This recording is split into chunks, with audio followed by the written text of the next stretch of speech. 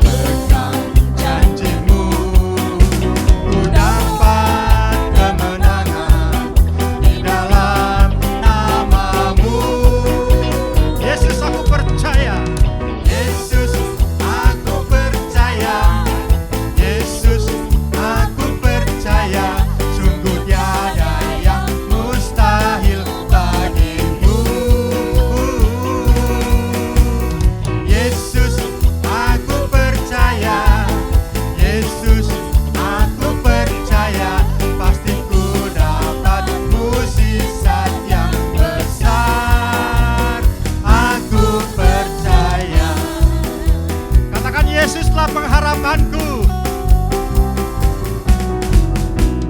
Yesuslah pengharapanku di tengah badai hidup. Padamu aku percaya, ku pegang janji-Mu, ku dapat kemenangan di dalam nama-Mu. Yesus, aku percaya.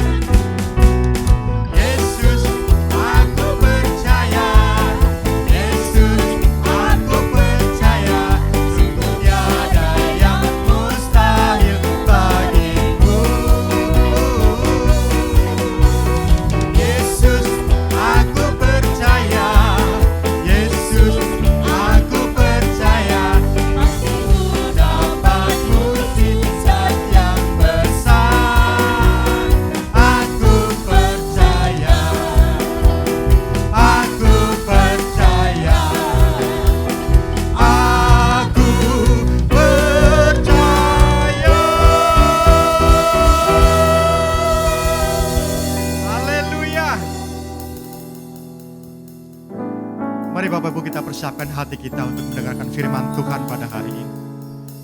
Firman-Mu berkata, Kau besertaku. Kami rindu Tuhan dengan sayap-Mu. Kami akan terbang tinggi. Sekalipun di tengah badai, aku tidak takut karena kekuatan besertaku. Haleluya. Firman-Mu berkata, Kau besertaku. Firman-Mu berkata, Kau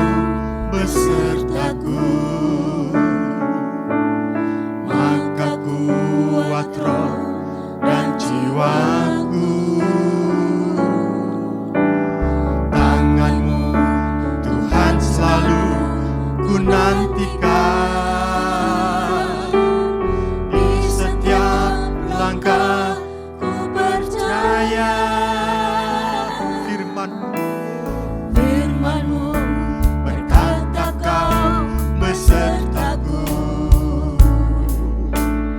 Maka kuat roh dan jiwaku. Tangan-Mu Tuhan selalu ku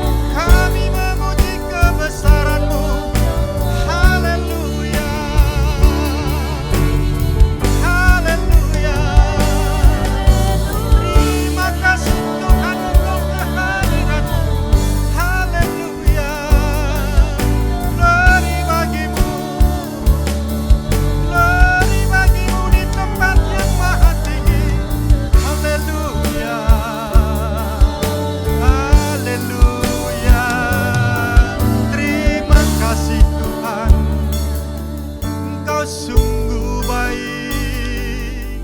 Terima kasih Bapa untuk lawatanmu. Terima kasih Tuhan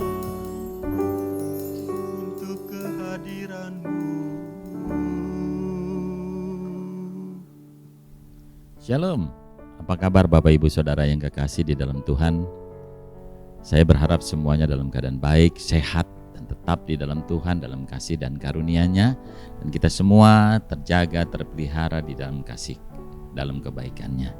Hari ini kita akan belajar firman Tuhan bersama saudaraku tentang bagaimana ketika satu situasi yang ada di sekeliling kita dalam keadaan apapun, entah itu sesuatu yang jelek ataupun buruk, kita tetap menjadi anak-anak Tuhan yang menjadi berkat di tempat di mana kita ditempatkan Tuhan. Hari ini kita akan belajar firman Tuhan seperti itu. Mari sebelumnya kita akan berdoa. Bapa yang baik yang kami kenal, di dalam nama Tuhan Yesus kami bersyukur untuk waktu yang Tuhan berikan buat kami, untuk segala sesuatu yang Engkau sudah nyatakan dalam hidup kami, janji-janji-Mu yang Engkau sudah berikan kepada kami dan Engkau sudah tepati buat kami semuanya. Terima kasih Bapak. Kami bersyukur untuk semua kasih karunia-Mu. Sebentar kami dengar firman-Mu, kami buka hati kami bagi Engkau, dan kiranya Tuhan lewat firman-Mu sebentar yang kami belajar bersama, kami akan adakan di dalam hidup kami menjadi suatu berkat dan bahkan kami laksanakan sesuai dengan kehendak-Mu. Terima kasih Bapak. Di dalam nama Yesus berbicaralah bagi kami. Amin.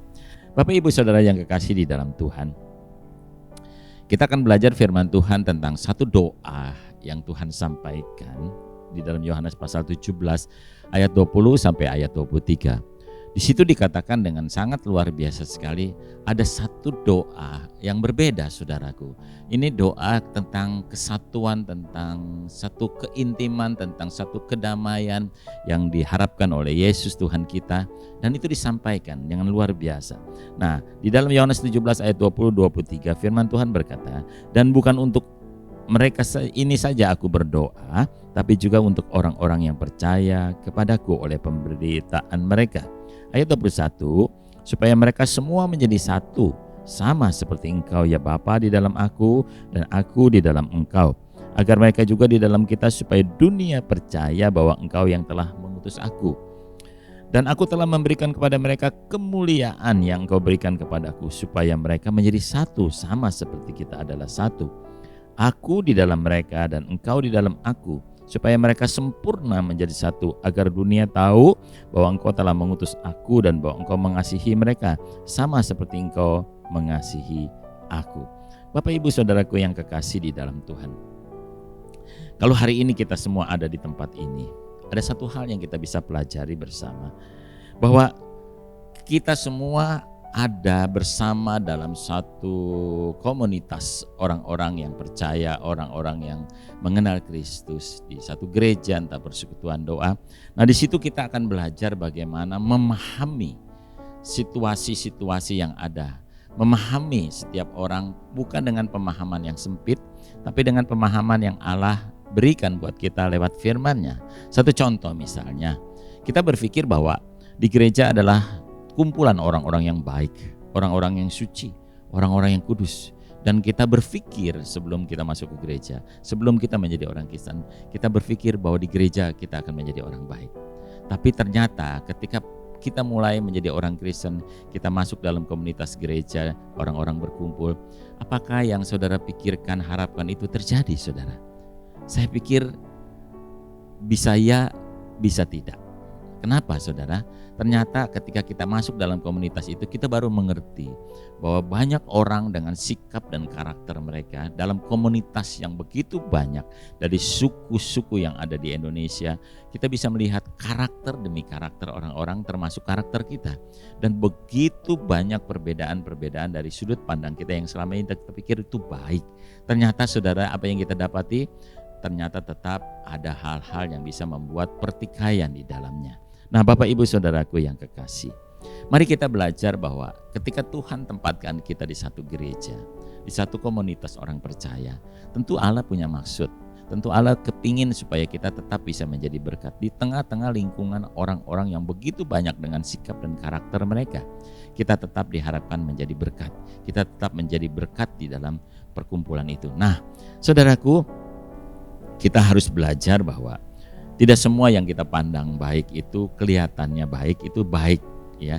Tidak semua. Karena kadang-kadang di permukaan kelihatan baik, tapi tidak tahu di dalamnya, saudara, ya.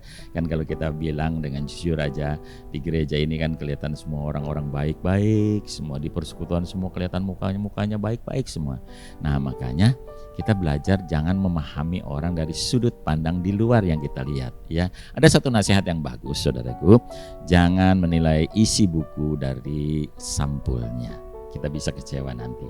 Karena itu mari kita siapkan hati kita bisa belajar dari setiap peristiwa yang ada di lingkungan kita ada, di gereja di mana kita ada, di persekutuan di mana kita ada di dalamnya. Nah, ketika konflik terjadi, ketika masalah terjadi, entah itu masalah pribadi dengan teman-teman kita di gereja, entah itu masalah gereja dengan banyak yang lainnya juga, dan mungkin juga dengan pemimpin-pemimpin rohani kita bisa saja bertikai, saudara, kita bisa saja berbeda pendapat. Nah, tapi bagaimana menyelesaikannya itu yang jauh lebih penting, ya. Nah, Bapak Ibu Saudaraku yang kekasih di dalam Tuhan, saya ingin bercerita dulu sebelumnya. Ya, satu cerita tentang orang buta. Seorang buta baru pulang dari rumah temannya dan temannya membekali dia dengan pelita. Ya, si orang buta ini bilang sama temannya, "Buat apa pelita? Wong aku nggak lihat kok." Iya. Tapi si temannya ini bilang, "Bawa aja." Ya, pelita itu dinyalakan dan si orang buta ini pulang. Entah beberapa ratus meter dari rumah temannya itu dia ditabrak orang. Ya, ditabrak dia. Kemudian si orang buta ini marah luar biasa. "Matamu yang buta kah? Kamu gak lihat? Aku sedang berjalan."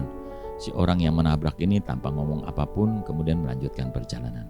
Ya, tinggal si orang buta ini kemudian mengambil pelitanya, kebetulan dia jalan terus. Dan tiba-tiba beberapa ratus langkah kemudian dia ditabrak lagi. Ya, kemudian dia marah lagi dan dia berkata, "Hei, kamu udah lihat? Matamu buta kah? Aku sedang berjalan dan membawa pelita." Si orang yang menabrak itu berhenti sejenak dan berkata, "Maaf Pak, pelita Anda mati. Jadi Anda tidak kelihatan karena suasana gelap." Kemudian orang itu membantu menyalakan pelita itu, ya, kemudian melanjutkan perjalanan. Dan beberapa lama kemudian kembali terjadi tabrakan. Ini luar biasa sekali dan orang buta itu ditabrak dan marah sekali. Tapi kemudian dia belajar, saudaraku, untuk memendam amarahnya karena selama ini ternyata dia yang salah. Dan kemudian ketika dia ditabrak lagi, dia berkata dengan lembut sekali, "Maaf, apakah pelita saya mati?" Kemudian orang yang menabrak itu pun berkata, "Baru saja aku pengen bertanya kepadamu apakah pelitaku mati." Kemudian mereka menyadari dua-duanya dan tertawa terbahak-bahak. Ternyata mereka yang bertabrakan itu dua orang buta yang membawa pelita. Akhirnya mereka tertawa bercerita sambil mencari pelitanya yang mental kemana-mana. Dan kemudian ketika mereka mencari-cari lagi pelitanya, ada seseorang yang berjalan juga hampir menabrak dua orang buta yang sedang mencari pelita ini. Nah, kemudian si orang buta ini sedang mencari pelita ini dilihat oleh orang yang mau hampir menabraknya. Kemudian dia tanya, "Ada apa ya? Apa yang kamu cari?" "Ini pelitaku, aku sedang mencari pelitaku." Akhirnya orang ini membantu mencarikan pelita itu dan menyalakan pelita buat dua orang buta itu. Ketika selesai mereka mengucapkan terima kasih, mereka melanjutkan perjalanan. Di tengah perjalanan si orang yang hampir menabrak orang buta itu berpikir, "Aku juga harus membawa pelitaku dan aku harus menyalakan pelita itu. Bukan untuk aku, tapi mungkin banyak orang yang tidak melihat aku. Barangkali dengan demikian aku bisa menjadi berkat buat orang lain." Bapak Ibu Saudaraku yang kekasih di dalam Tuhan, cerita ini menggambarkan tentang seharusnya setiap kita memiliki pelita yang menyala, bukan hanya untuk kita, tapi juga untuk orang lain. Pelita yang kita berikan, nyala pelita yang kita berikan kepada orang lain, itu tidak mengurangi nyala pelita kita. Bahkan itu bisa menjadi banyak kebaikan, yaitu menjadi terang yang lebih besar lagi. Nah, mari hidup kita boleh berkenan seperti itu. Kembali lagi kepada firman Tuhan. Lantas, apa yang kita harus lakukan ketika terjadi masalah persoalan entah pribadi, entah konflik di gereja? Kemudian apa yang kita lakukan? Saudaraku, yang pertama adalah jangan menghindari masalah. Karena masalah, kalau kita menghindari masalah itu bukan suatu solusi. Kecenderungan kita, saudaraku, kalau kita menghadapi masalah di gereja, kita terpancing, tergoda untuk pindah gereja. Ya, kalau mau jujur saja, hari-hari ini gereja tidak sedang baik-baik saja, saudaraku. Saya mau bilang kalau kita mau jujur ya. Kenapa, saudaraku? Karena sepertinya gereja itu bukan bertumbuh dari jiwa-jiwa yang baru bertobat. Umumnya memang ada. Saya bilang bukan tidak ada. Tapi saya pikir sekian persen. Dan lebih banyak orang yang berpindah dari satu gereja ke gereja yang lain, ya. Nah, kenapa? Karena mereka tidak mau berkonflik, mereka tidak mau menyelesaikan konflik yang ada. Mereka lebih baik pindah. Mereka pikir kalau mereka pindah gereja persoalan beres. Saya bilang begini, Bapak Ibu Saudara, tahan diri dulu. Yang udah mau berniat mau pindah gereja, tahan diri dulu. Kenapa saya mau katakan tidak ada gereja yang sempurna. Kalaupun ada gereja yang sempurna, Bapak Ibu datang ke gereja itu tidak jadi sempurna. Kenapa? Karena kita tidak sempurna. Karena itu marilah kita belajar bahwa memahami situasi itu memang tidak mudah. Tapi kita belajar jangan lari dari masalah, jangan lari dari persoalan. Mungkin kita tidak sadari bahwa Allah sedang mengajar kita, memberi kesempatan kepada kita untuk menyelesaikan setiap masalah dengan hati yang tulus. Ini kesempatan, saudaraku. Kalau Tuhan tempatkan kita di situ, itu berarti ada satu maksud Tuhan yang luar biasa. Nah, kita memang kecenderungan kita itu cari aman, saudara. Tidak mau lihat masalah, persoalan, dan kita lebih senang cari aman. Nah, ada satu nasihat yang bagus. Kapal yang ditambatkan di pelabuhan atau di dermaga itu terhindar dari bahaya, terhindar dari badai. Tapi bukan untuk itu kapal itu dibuat. Kapal dibuat untuk bisa melawan badai, melewati badai. Karena itu Bapak Ibu Saudara, saya percaya bahwa hidup kita itu harusnya kembali kepada titik awal kita, bahwa Tuhan menempatkan kita di satu komunitas untuk satu tujuan yang baik. Ada satu firman Tuhan dalam Galatia 6 ayat pertama, firman Tuhan bilang begini, saudara-saudara, jika seorang kedapatan dalam suatu pelanggaran, maka kamu yang rohani harus memimpin orang itu ke jalan yang benar, dalam roh lemah lembut sambil menjaga dirimu sendiri, supaya kamu jangan kena pencobaan. Itulah makanya kenapa Tuhan mau tempatkan kita, untuk supaya kita menjadi berkat. Itu yang pertama, jangan hindari persoalan yang ada, justru kita menjadi berkat. Yang kedua, hadapi setiap masalah, persoalan, menghadapi orang-orang itu dengan hati yang lemah lembut, dengan hati yang tulus. Saudara, di dalam komunitas gereja kita, dalam komunitas kekristenan kita bisa melihat dalam seluruh kehidupan manusia, termasuk kita di dalamnya, adalah ada sisi baik dan ada sisi buruk. Kadang kita menampilkan sisi baik kita, atau kadang-kadang timbul sisi buruk dari kehidupan kita. Nah, mari kita belajar bahwa kita memandang setiap orang dengan pandangan benar dari Tuhan, pandangan yang hidup dari Tuhan. Kenapa, saudaraku? Kalau kita memandang setiap orang dengan pandangan yang jelek, itu berarti sebenarnya yang jelek itu kita sendiri. Kenapa, saudaraku? Kalau Bapak Ibu Saudaraku, saya ibaratkan kita ini seperti teko, maka apa yang diisi di dalam teko itu akan dikeluarkan seperti itu juga. Ya, saudara, yang diisi. Kalau kita mengisi teko dengan teh, yang keluar juga pasti teh. Kalau hati kita benar, isi hati kita benar, kita isi dengan yang benar, maka yang keluar pasti yang benar. Karena pandangan yang memburuk buat orang lain, karena mata kita yang buruk, mata hati kita yang buruk. Karena itu periksa hati kita. Tidak semua, ya saudaraku, tidak kita semua yang kita pikir buruk itu pasti buruk. Karena tergantung dari hati kita. Kalau kita memiliki hati seperti Kristus, hati yang Tuhan ajarkan memiliki kelemah lembutan, kita bisa memandang setiap orang itu berharga di mata Tuhan. Itu mulia di dalam pemandangan Tuhan. Mari kita menempatkan orang lain menjadi seperti apa yang Tuhan tempatkan. Belajar untuk mengenakan belas kasihan. Belajar kita memiliki kasih Tuhan di dalam hidup kita. Ya, belajar memandang setiap orang berharga di mata Tuhan. Setiap orang bisa menjadi seperti apa yang terjadi seperti sekarang ini. Bisa marah, bisa kecewa, bisa sakit hati. Bahkan kita pun bisa seperti itu kalau kita tidak berjaga-jaga. Seperti tadi nasihat firman Tuhan. Ada satu firman Tuhan kembali kita baca di dalam Kolose 3 ayat 12. Firman Tuhan berkata begini. Kolose 3 ayat 12.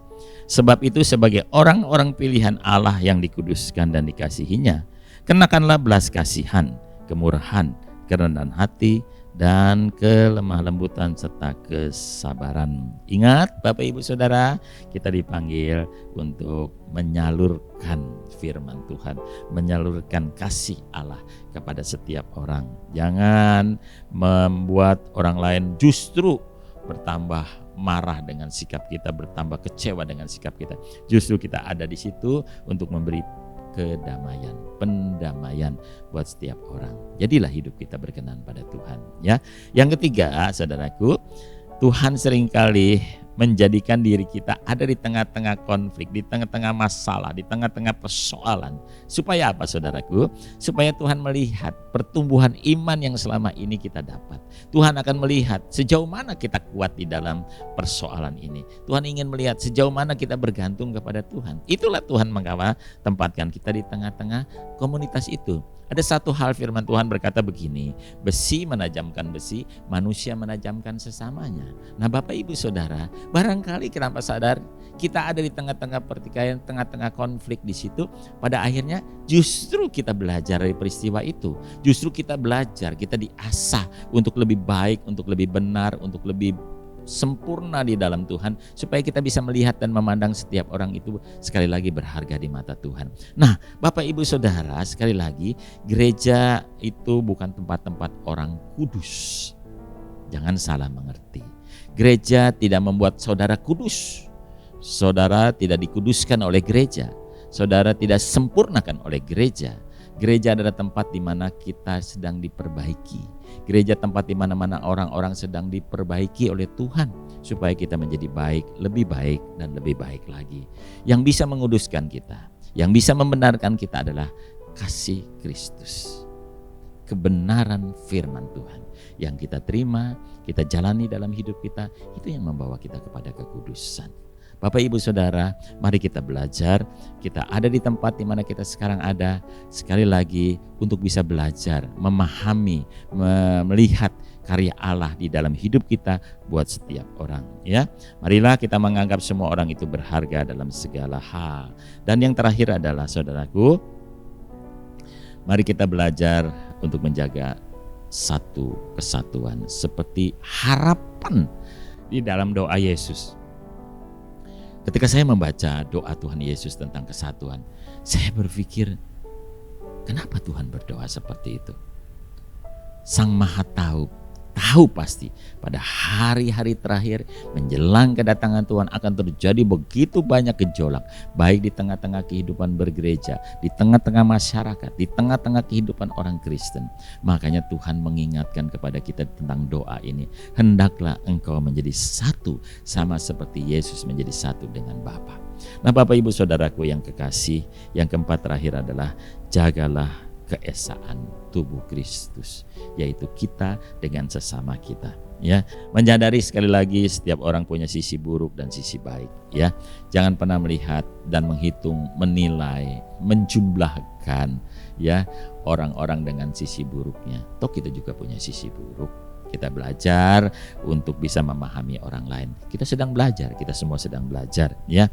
Kita belajar untuk bisa melihat dari sisi yang Tuhan sudah berikan buat kita, saudaraku. Kita bisa menjadi berkat dalam hidup ini. Sering orang bilang begini, lebih mudah memberi contoh daripada menjadi contoh. Hidup kegerejaan kita seperti itu. Di tengah-tengah banyak orang dengan karakter masing-masing, dari suku mana kumpul di gereja, dari berbagai suku dengan karakter mereka masing-masing. Kita harus belajar menempatkan posisi kita sesuai dengan kehendak Allah. Seperti cerita tadi dikatakan, kalaupun aku tidak buta, aku tetap harus membawa pelita yang menyala supaya orang boleh lihat terang itu. Dan kita bagikan terang itu kepada orang lain. Sekali lagi, mari kita menjaga hati kita untuk tetap benar di mata Tuhan. Dan sungguh baik untuk memandang setiap persoalan yang ada di sekeliling kita dengan pandangan yang kudus, pandangan yang benar sesuai dengan kehendak Tuhan. Tuhan itu baik untuk selama-lamanya kasih setianya. Dia tidak pernah akan membuang kita, seburuk apapun kita, sebandel apapun kita tidak pernah akan dibuang oleh Tuhan. Nah, saudaraku, satu contoh misalnya, Bapak Ibu pernah pasti kalau kemana-mana memakai Google Map. Ya saudaraku, nah Google Map itu kadang-kadang membawa kita bukan kepada satu tempat yang jalannya enak terus, kadang-kadang dia bawa ke tempat-tempat yang kita mungkin agak kesel juga, kenapa? Sempit ya. Tapi itu maksudnya Google Map kan untuk membawa kita lebih cepat, lebih baik untuk menghindari macet. Nah, Bapak Ibu Saudara, pernah enggak pada suatu saat ketika Anda memakai Google Map, Anda dikasih tahu sama Google Map, 200 meter lagi Anda belok kanan. Anda berpikir, ada belok kanannya, ada dua, ini yang mana nih? Akhirnya Anda ambil jalan yang tidak ditunjukkan oleh si Google Map ini. Anda terobos jalan itu, Anda berpikir itu jalan yang ditunjukkan. Ternyata sampai di dalam itu, di jalan itu salah. Apakah Anda dimarahin enggak sama yang ngomong di Google Map itu? Anda dikatakan bodoh enggak oleh yang ada di pembicaraan di Google Map itu? Kan enggak ya saudara. Google Map kembali mengatakan 200 meter lagi belok ke kiri ke jalan kembali. Nah, Allah yang kita sembah adalah Allah yang lebih daripada Google Map. Seburuk apapun kita, sebandel apapun kita, Dia selalu mau menunggu kita. Dia selalu mau memperbaiki kita. Kalau Tuhan aja bisa seperti itu, bagaimana kita? Allah memandang setiap orang berharga. Saya tutup dengan satu cerita, saudaraku. Ada satu anak bapak naik kereta dengan anak gadisnya berumur 14 tahun. Kira-kira 14 tahun gitu ya.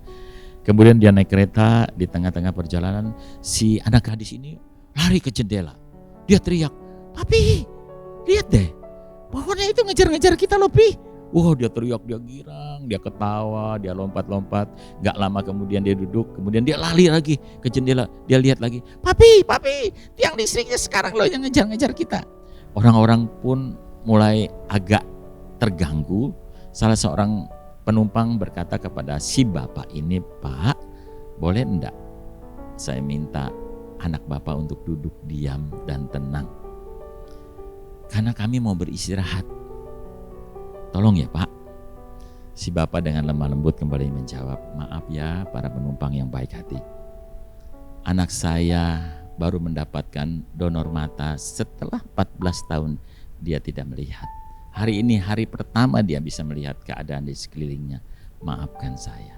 Saudara, kita seringkali memandang setiap orang dengan pandangan kita. Sekali lagi, kalau kita memandang sisi buruk orang lain, sesungguhnya yang buruk itu diri kita sendiri.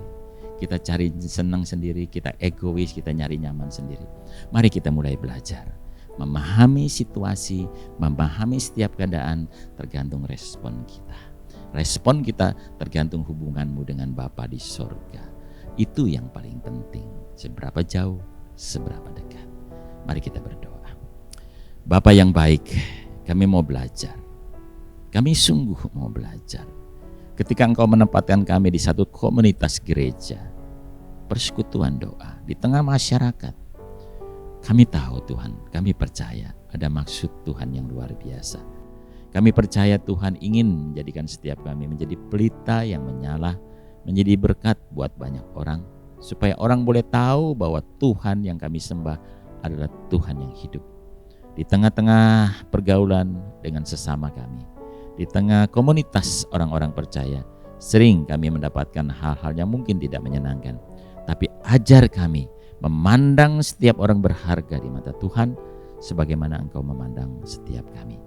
Terima kasih untuk kesempatan belajar yang indah ada di tengah-tengah mereka. Walaupun mungkin tidak nyaman, tapi kami belajar. Kami membawa pelita Tuhan. Terima kasih Bapak. Kami mau belajar untuk jauh lebih baik lagi, jauh lebih benar lagi, sesuai dengan kehendak-Mu. Berkati kami semua, mampukan kami semua untuk melewati segalanya. Terima kasih Tuhan. Kami juga mau berdoa untuk seluruh umat-Mu dimanapun mereka berada. Biar mereka boleh ingat, mereka boleh baca firman Tuhan tentang doa-Mu ya Bapak, supaya kami menjadi satu, supaya gereja menjadi satu dengan yang lainnya, menjadi berkat dalam kehidupan di dunia ini. Bapak yang baik, juga kami berdoa dan berterima kasih untuk kasih karunia Tuhan untuk negeri kami Indonesia, dengan pemimpin yang baru. Tuhan memberkati Bapak Presiden kami, Wakil Presiden, Menteri-Menteri yang sudah ditunjuk, agar mereka semua bekerja dengan hati yang tulus, hati yang benar, dan mereka punya takut akan Allah. Setiap keputusan yang mereka ambil boleh sesuai dengan kehendak-Mu. Terima kasih Bapa, tuntun mereka semua dalam jalan-Mu. Bapa yang baik, juga kami berdoa untuk hamba-hamba-Mu dalam pelayanan mereka di pedalaman-pedalaman, di gunung-gunung, di lembah-lembah. Tuhan memberkati mereka juga yang di kota, agar kami tetap membawa pelita Tuhan, menyala, membawa terang Tuhan dimanapun kami berada, berjalan dalam kerendahan hati. Kami berdoa untuk gereja Betel Indonesia, di bawah pimpinan Bapak Rubin Adi Abraham. Tuhan memberkati, Tuhan memakai beliau untuk menjadi berkat di tengah-tengah kehidupan pribadinya, keluarganya, bahkan di tengah pelayanannya. Tuhan menjadikan gereja Betel Indonesia menjadi berkat juga di tengah-tengah gereja-gereja yang ada, sinode-sinode yang ada, perwakilan-perwakilan daerah. Tuhan berkati BPD yang ada di Indonesia. Tuhan berkati juga Bapak Satria menjadi ketua BPD di Jawa Barat. Tuhan berkati keluarganya, pelayanannya, dan kesehatannya. Terima kasih juga Tuhan memberkati kami seluruh umat Tuhan, jemaat-jemaat Tuhan yang Tuhan kasih. Dan Tuhan, kami mau akhiri pagi ini dengan berkat-berkat Tuhan yang luar biasa. Kekasih-kekasih Tuhan, mari kita angkat hati kita untuk menerima berkat dari Tuhan. Terimalah berkat daripada Allah Bapa, Allah yang mengasihi kita, Allah yang menyediakan segala sesuatu yang kita butuhkan dalam hidup kita dengan kasih-Nya. Terimalah berkat pertolongan, perlindungan, anugerah-Nya di dalam Kristus Yesus Tuhan kita. Dan terimalah berkat daripada Roh Kudus, penyertaan-Nya yang mengajarkan kita dalam segala kebenaran dan yang membela kita. Terimalah semua berkat ini di dalam nama Tuhan Yesus, dan jadilah berkat dimanapun kita sekalian berada. Yang diberkati, mari sama-sama kita katakan amin. Tuhan Yesus memberkati.